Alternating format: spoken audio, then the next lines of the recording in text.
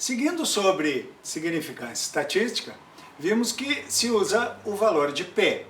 Mas, especialmente para as medidas de risco, há um outro indicador que se assemelha, e os resultados sempre serão os mesmos, do valor de P, que é o chamado intervalo de confiança de 95%, ou IC 95%.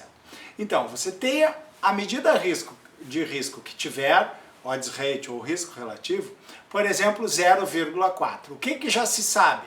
Que é um fator de proteção de 60%. Então, nós devemos imediatamente olhar o intervalo de confiança.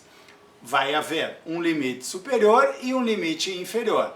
No caso de um fator de proteção, o limite inferior não nos interessa porque ele será sempre menor do que a medida de risco que estamos vendo. Então, por exemplo, se o risco relativo for 0,4, por exemplo, o limite inferior poderá ser 0,2, ainda proteção.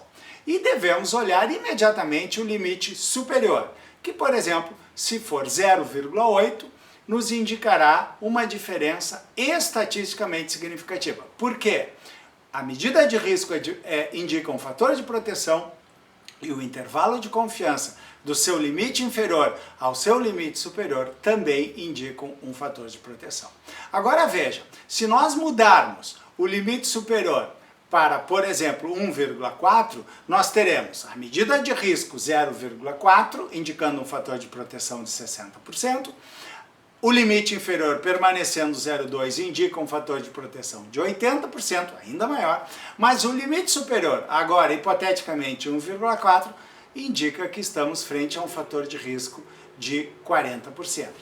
E a mesma exposição não pode ser, ao mesmo tempo, para o mesmo evento, risco e proteção. Nesse caso, o intervalo de confiança, englobando a unidade, nos indica que houve diferença, mas a diferença não é estatisticamente significativa.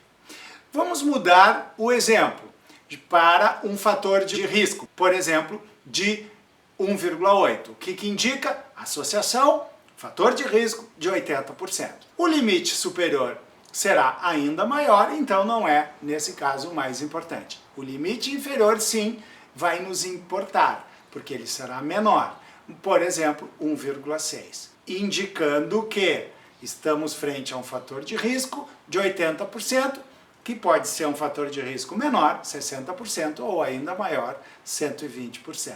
Nesse caso, o limite inferior e o limite superiores, não englobando a unidade, indica que estamos frente a uma diferença estatisticamente significativa. Vamos hipotetizar, observem, que se nós mudarmos o limite inferior agora para 0,8, por exemplo, nós teremos uma medida indicando risco de 80%, um risco ainda maior ou uma proteção de 20%. E novamente, então, agora, o intervalo de confiança englobando a unidade estará nos informando que a medida não é estatisticamente significativa. Resumindo, para análise da significância estatística de medida de risco, observe o intervalo de confiança de 95%. E veja que se você estiver frente a um fator de proteção, todo o intervalo, os seus limites superiores até o seu limite inferior, precisarão estar abaixo da unidade. Se você estiver frente a um fator de risco, o limite inferior e o limite superior do intervalo precisarão estar acima da unidade. Ou seja, quando o nível de significância a partir do intervalo de confiança englobar a unidade, nós estaremos frente a uma medida que não é estatisticamente significativa.